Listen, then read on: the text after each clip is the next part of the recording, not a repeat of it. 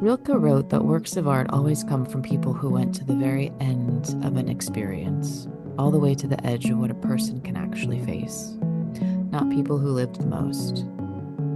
I think that's what we're actually asking for when we say we want authenticity. Not your trauma per se, or not your highlight reel, but the depth of how far you were willing to look. So there's this trend right now going on about how authentic we could be, how authentically authentic we can be when we're doing anything in the media, anything for our own brand, for whatever it is that we want. And so I just want to talk a little bit about what that actually means, because I think we tend to take these really big words and we take these vague meanings around them and we use them as rhetoric.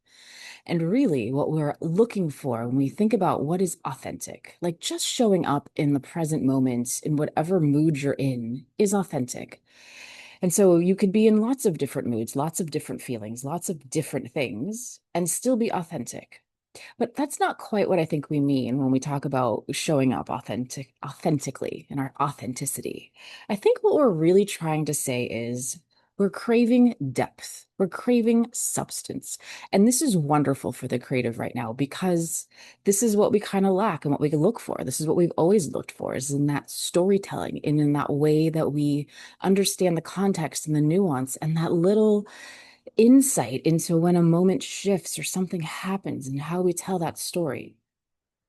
And so, as we keep talking about this authenticity, I think it's really better use of the word to say we're looking for depth, we're looking for substance, we're looking for something that goes beyond the surface, underneath the surface. And that skill set, that way to articulate the depth of that is going to be the skill set that really is going to have creatives take it to the next level.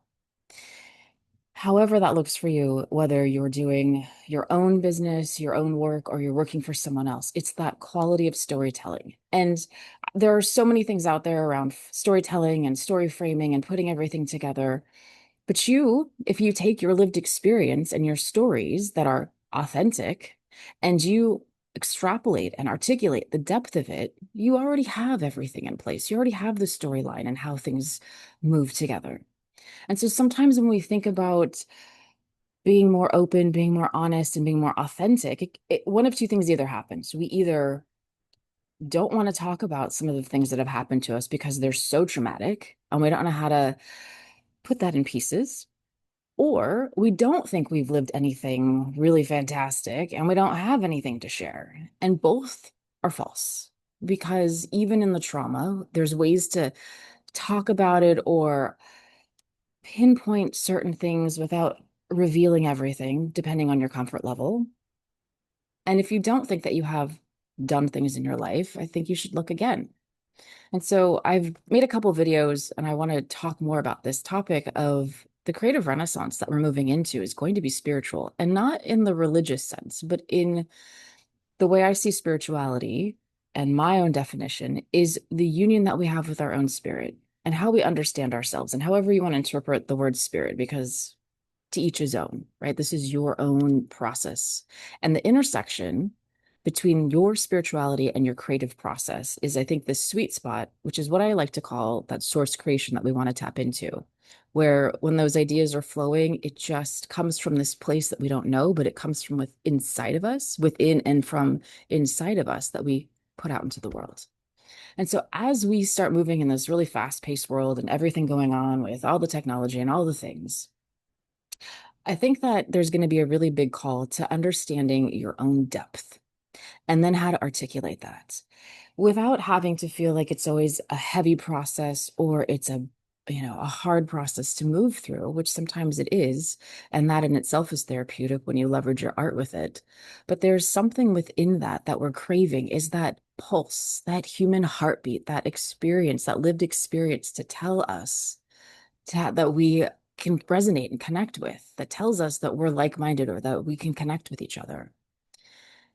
And so I just want to offer up this insight of when you're moving in to spaces and when you're thinking about your own creative work, and if it's feeling shallow or it's feeling flat, or you're not sure where to get the that spice of life from, explore topics that go into philosophical, spiritual, esoteric nature, something that really awakens you, something that maybe you haven't tried before, and see how it relates to yourself.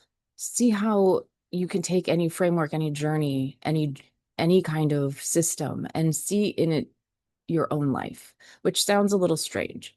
But I've read so many business books and there's such deep undertones of spirituality underneath them that you have to really understand. How do you control your nervous system? How is your mindset? How are you having emotional intelligence in the things that you do? It's not just numbers on paper. And then it goes the other way. So when you're thinking about how do I be more authentic, think more about what kind of depth can I share? What kind of depth do I have to leverage? What kind of depth surrounds me in even the most simplest moments, in even the subtlest ways in which the mundane becomes magic. The mundane becomes something of mystery, even in the subtleties of the way the light comes in, the way the air feels. And it's that depth of experience that's going to give us that leverage. It's going to give us more outside of just what can translate into the physical world, but what can it give us within our own work and our own process, and allowing the process to take place and allowing the process to happen, even when it feels like it's difficult, even when it feels like it's slow. That we don't always have to worry about what it is that we're trying to grab, what it is that we're trying to pull, but we follow the depth of our own nature and we create something magnificent with it. And we're going to have a really interesting time coming up. There's a reckoning that's sort of happening, and in the most beautiful way, where we're going to be called upon from each other to show up.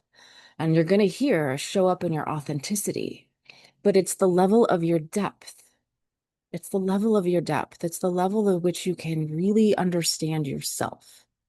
And in that, then you can start to see in other people where they're at, not to judge them, but to simulate with them, to resonate with them, to connect with them, and how you can start managing and bringing up your own depth within you by asking those kinds of questions, by understanding, why do I feel this way? What's happening to me?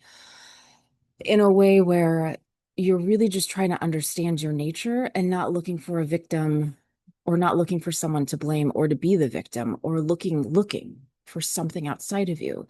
It's just an awareness that you're building within you, and that conscious level of awareness coming up. That's the depth we're looking for.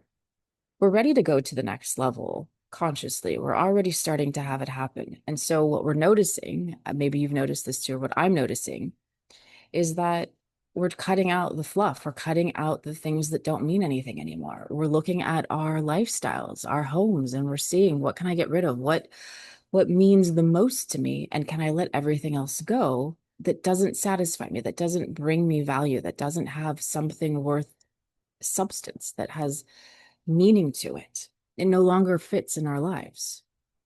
And the same thing is going to happen with your work.